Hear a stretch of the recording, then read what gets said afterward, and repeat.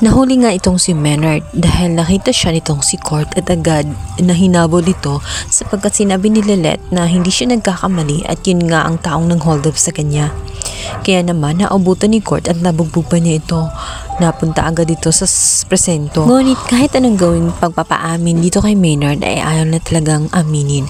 Lalong-lalo na at dumating na itong si Renan kung saan akala naman ng lahat ay matutulungan sila nitong si Lilette na makapagsalita na nga sa katotohanan itong si Maynard dahil malakas talagang kutob ni Lilette na hindi siya nagkamali, yun yung taong yun. Ngunit dahil sa kasabot ito ni Renan ay gagawa niya ng paraan. Nung una niya kasing salaysay may tato ito, ngunit tanggal na ito agad kung kaya't nakalusot itong si Maynard dahil wala nang tato sa kanyang mga kamay. Kung kaya't napalaya si Maynard, ngunit hindi maintindihan ni Lilette. Sinabi niya na sigurado ba itong si Attorney Renan dahil pareho silang saksi at natitiyak ni Lilette na yun yung mukha kung saan napahiga pa nga ito sa harapan ni Renan kaya napaka-imposible na hindi makilala ni Renan. Ngunit instead na kausapin nga si Lilette ng maayos ay sumigaw pa itong si Renan.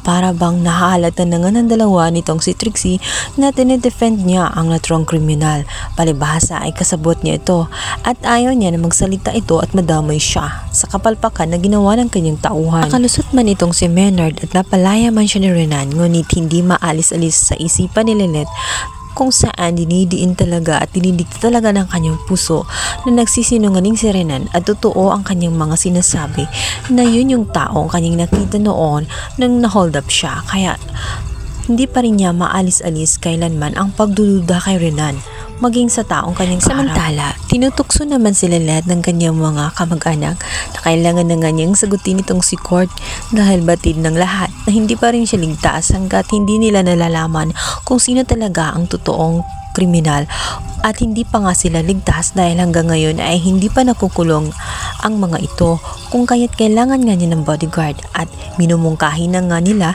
na sagutin na nga itong si Court kung saan hanggang laging nandyan sa kanya para damayan siya at para iligtas. Makakatulong si Court sa kanya. Subalit, walang sagot itong si Lilette. Ngumingiti lamang siya. Alam niyang kailangan niya itong si Court.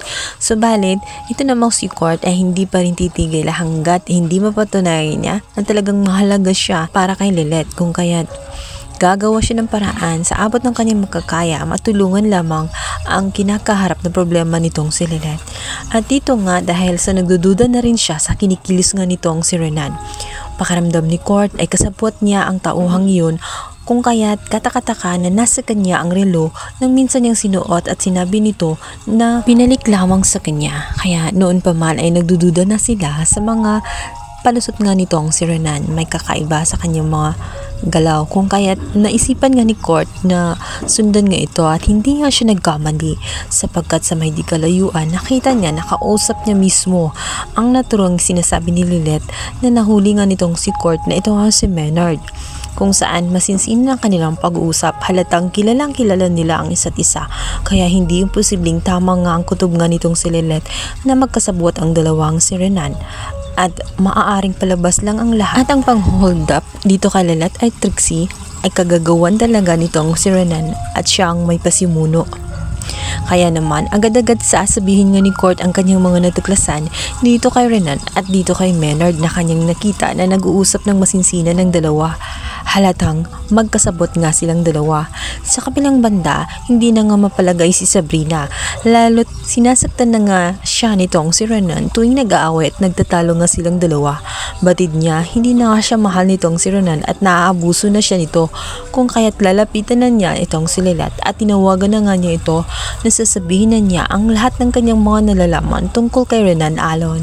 Bago pa man mahuli ang lahat dahil naaawa na rin siya dito kay Era na umaasa naman sa pagmamahal nitong si Alon kung saan niloloko lamang niya ito at ginagawa lamang ito dahil sa kayamanan na makukuha nitong si Era. Kaya guys, pakaabangan natin ang tuluyan ng pagkabisto nitong si Attorney Alon kung saan makakaroon na nga siya at pagbabayaran na niya ang kasalanan ng kanyang ginawa. Thank you for watching. Please subscribe. Bye!